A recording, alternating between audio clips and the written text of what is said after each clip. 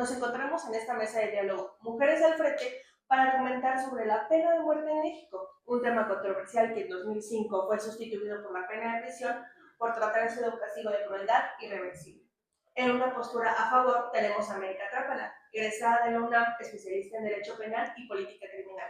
Y en una postura en contra tenemos a Jocabet Gálvez, egresada de la UNAM con una maestría en Derecho Penal. Y su servidora, egresada de la UNAM, de igual manera, especialista en Derechos Humanos. Me gustaría comenzar lanzando la pregunta. ¿Crees que la pena de muerte actúa como un disuasivo efectivo en contra del crimen y hay evidencia que lo respalden? Te escuchamos, América. Claro que sí. Como primero, quiero decir que claramente las cifras muestran que sí, es un gran disuasivo y pues ha demostrado mitigar un poco los crímenes, más que nada hablando en cuanto al homicidio. Voy a presentar las cifras de 4 países que son los que tienen más tasa de pena de muerte. El primero es Singapur, aplica la pena de muerte en casos de narcotráfico y asesinatos. La tasa de homicidios antes, entre la década de los 60 y los 70, era de 4 y 6 por cada 100,000 habitantes. Posterior a eso tenemos la cifra de 2019, que es de 0.2 por cada 100,000 habitantes. Es una de las más bajas de todo el mundo y todo esto gracias a la aplicación de la pena de muerte. En China tenemos más ejecuciones anualmente en casos de corrupción, narcotráfico y homicidio. Nuestras tasas era que en 1980 no tenemos una cifra muy clara acerca de los homicidios, pero después del año 2019 tenemos una cifra de 0.5 por cada 100,000 habitantes. Igualmente ha demostrado que las ejecuciones van de la mano con la reducción del crimen. En Arabia Saudita hay mucha frecuencia de homicidio, violación y narcotráfico. Gracias a eso también hay más frecuencia de la pena de muerte y ahora las estadísticas que nos muestran a partir del 2019 es de 1.3 homicidios por cada 100,000. Anteriormente no tenemos un dato tan exacto, pero a partir de 2019 ese es el dato que tenemos. Y en Irán, desde hace décadas, tienen instaurado este castigo, que es la pena de muerte, en casos de narcotráfico y homicidio. Se incrementó en los 80 después de la Revolución Islámica. Se aplica en los problemas de narcotráfico y de violencia. Después del 2010 y el 2017 fueron miles de personas ejecutadas y a partir de 2019 tenemos la cifra de que los homicidios son 3.9 por cada 100,000 habitantes, lo que nos quiere decir que sí, efectivamente es un disuasivo contra el crimen, más que nada contra crímenes de extrema violencia, como lo propone el Partido Encuentro Social, que sea para frenar la violencia debido a que en México se presentan niveles alarmantes de violencia. ¿Algún comentario que quieras agregar? Claro, yo me encuentro totalmente a contra de lo anteriormente dicho, pues inicialmente es una violación al derecho humano más importante de la vida y sumado a esto lo encontraremos como un acto vengativo, deshumanizante, y para ello me gustaría mencionar 3 artículos. El artículo 1, en el que se establece que todas las personas gozarán de los derechos humanos reconocidos en la Constitución y tratados internacionales, de los cuales hablaremos más adelante. El artículo 22 es la prohibición de las penas de muerte y mutilaciones. El artículo 4 de la CADN, en donde no se puede restablecer la pena de muerte una vez abolida. Bueno, reforzando esto, el artículo 1 igualmente sería violado al permitir que una autoridad justificada con violencia cometa un homicidio aún si trata de justificársele, pues encontraremos que un 20 a 40% de homicidios no dolosos, que sería el más cercano a esta ejecución, suelen llegar a padecer trastornos mentales y un 50% a generar adicciones. Además, violaría el artículo 25, que nos menciona que el derecho a la salud y bienestar física y mental es esencial para todos los derechos humanos. Finalmente, me gustaría decir que si bien podemos suponer que se reducirían las cifras de las primeras mencionadas, que en los crímenes que especifique la pena de muerte, no podemos ignorar el resto de violaciones que ocurrirían en un crimen durante este acto. Para reforzar esto, presento la siguiente frase. Disminuir leve e injustificadamente un crimen con un acto deshumano no justifica cometer más violaciones por un solo fin.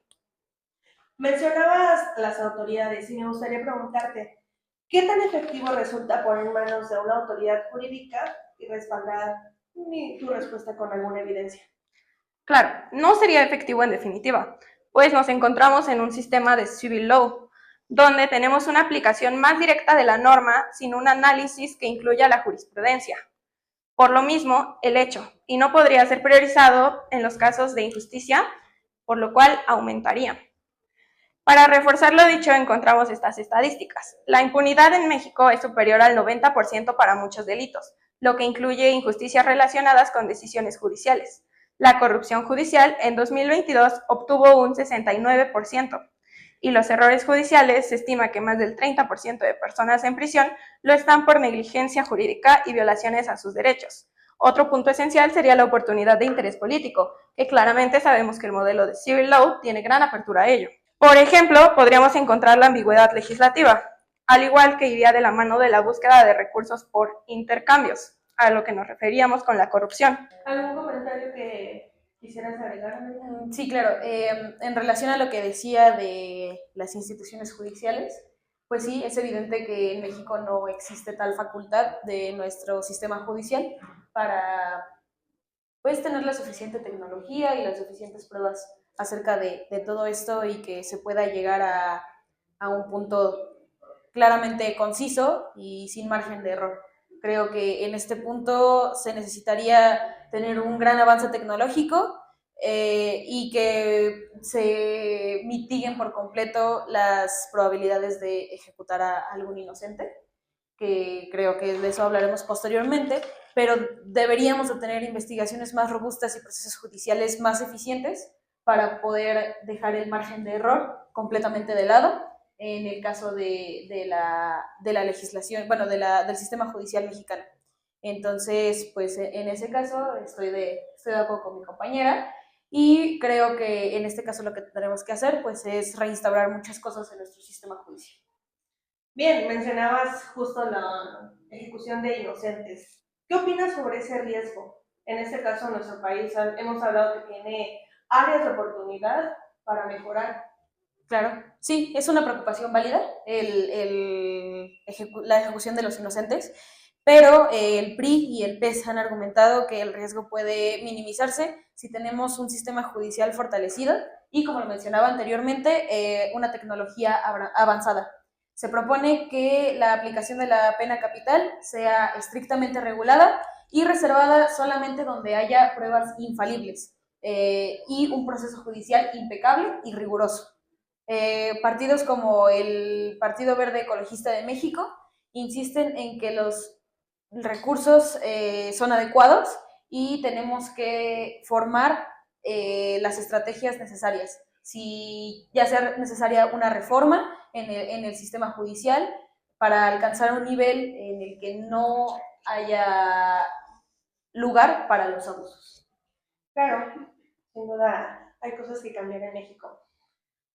Tú que estás en contra de esta postura, me gustaría saber si han surgido iniciativas para aplicar este castigo y qué delitos abarcan.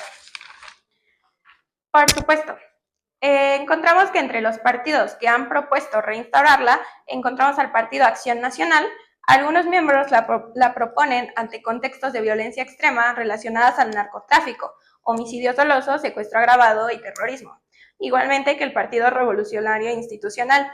Oficialmente el partido PRI está en contra. Algunos de sus legisladores y sectores la han propuesto aún así sobre el homicidio doloso, secuestro y violentos delitos públicos. Nunca se ha especificado realmente a qué se refiere. Los partidos que la han negado, encontraremos al Partido de la Revolución Democrática, al Movimiento Regeneración Nacional, al Partido Verde Ecologista de México. Pero veremos que el año y el partido que se encargó de su abolición fue en el 2005 a cargo del Congreso de la Unión durante la presidencia de Vicente Fox y el Partido Acción Nacional. ¿Tú has notado algunas iniciativas? Sí, claro. En México surgen varias a favor de la reinstauración de esta pena de muerte, justamente impulsadas por el PES, el PRI y también anteriormente mencionado el Partido Verde Ecologista de México. En estas surgen los delitos como el secuestro agravado, homicidio doloso, violación infantil y crímenes relacionados con el narcotráfico. En 2019, el PES presentó una propuesta para aplicarla en casos de secuestro y de asesinato, argumentando que la violencia ha alcanzado niveles alarmantes que justifican unas medidas extremas en este caso. Y el PRI ha sido consistente en proponer la medida como forma de combatir la impunidad y la corrupción en el sistema penal. Creo que serían los delitos que más causan un ruido y una preocupación en la sociedad y en el sistema jurídico mexicano. Claro. Es un tema internacional, la pena de muerte, todos lo sabemos. Entonces, me gustaría saber qué saben de las organizaciones de derechos humanos que han declarado alguna postura, sobre todo en México, para su aplicación o para su eliminación. Por supuesto, las principales áreas que se tocan en las organizaciones nacionales e internacionales van a incluir la abogacía y sensibilización, la denuncia de injusticias, las reformas legales, la asesoría legal, la incidencia internacional y la educación y capacitación. Las principales organizaciones que veremos actuando dentro de esto son la Amnistía Internacional, que busca la abolición y documenta casos de injusticia; el Human Rights Watch, que defiende los derechos humanos internacionalmente, incluyendo el de la vida y, por supuesto, participando en México; la Comisión Nacional de Derechos Humanos, que monitorea y promueve los derechos humanos dentro de México; Centro Pro, que es una ONG mexicana que defiende y promociona el derecho humano y la vida peleando contra la pena de muerte; Reprieve, que a nivel global esta institución defiende a las personas condenadas a muerte y lucha contra esta medida y sus injusticias. Dentro de esto me gustaría mencionar que pertenecemos al Pacto de San José, que establece que la pena de muerte debe ser abolida en los países que ya la han suprimido. Esto fue lo que sucedió en el año 2005. Igualmente nos va a establecer que si ya ha sido abolida totalmente dentro de México, no se puede reinstaurar. ¿Tú has notado alguna organización internacional que apoye esta pena? No como tal, porque justamente, como lo decimos, las relaciones internacionales que nosotros tenemos con esas organizaciones, pues lo restringen por completo. Y organizaciones como Amnistía Internacional y la ONU son vehementes opositoras de la pena de muerte. Es por esto que no podemos considerar que en México se reinstaure, o al menos no de una manera inmediata, y probablemente no de una manera tan eficaz, ya que lo que se propone es que sea de la manera más justa y la manera más humana posible, porque pues así lo requieren también las condiciones actuales, hablando en el sentido de lo que decía mi compañera acerca de garantías individuales y derechos humanos.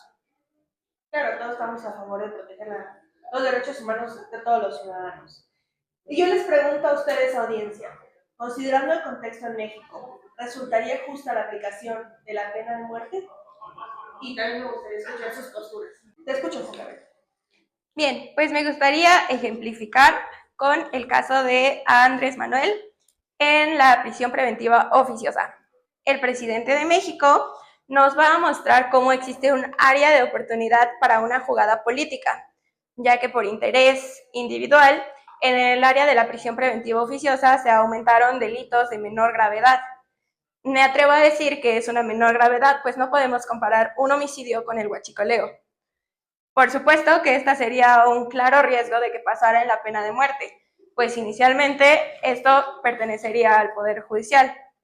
Sin embargo, pues como hemos visto, a partir de reformas, el Poder Legislativo y el Ejecutivo no se encuentran en el mejor momento. Otro punto influyente para argumentar esto es la negligencia de autoridad. Me gustaría presentar un caso ocurrido en Estados Unidos de Carlos de Luna, quien fue condenado en 1984 por un asesinato que no cometió. Posteriormente se demostró que fue un hombre parecido físicamente a Carlos quien cometió el asesinato, pero a base de la negligencia, la decisión del juez lo llevó a la muerte. Finalmente, me gustaría mencionar que los índices de corrupción de un 69% en México dentro del Poder Judicial no nos favorecerían para la aplicación de la pena de muerte, pues hay que ser realistas y realmente no es un país que esté a favor de violar derechos humanos y por supuesto no es un país preparado para trabajar en ello. Sin duda tenemos mucho que trabajar. Justamente era lo que yo mencionaba anteriormente, que habría mucho camino por recorrer todavía en el sistema de justicia mexicano, pero en cuanto a esto, creo que la crisis de violencia que estamos enfrentando actualmente, con más de 30,000 homicidios anuales, podría considerarse un castigo más grande, independientemente de que este castigo sea completamente irreversible. Creo que se debería de considerar algún castigo más ejemplar, como han llegado a mencionar algunas autoridades, porque igualmente es una forma de hacer justicia a las víctimas y como una respuesta legítima a la impunidad. Creo que es una persona que también anteriormente ya violó un derecho humano y justamente con las injusticias que tú mencionas es que yo digo que se tendría que llevar un proceso completamente impecable para que no haya ningún margen de error y dejarlo completamente fuera.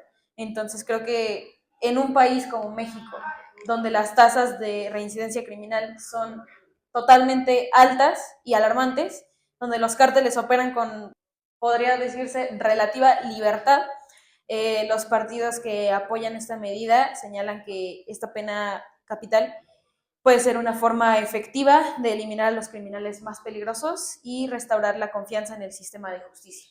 Claramente esto de la mano con una evolución de nuestro sistema actual.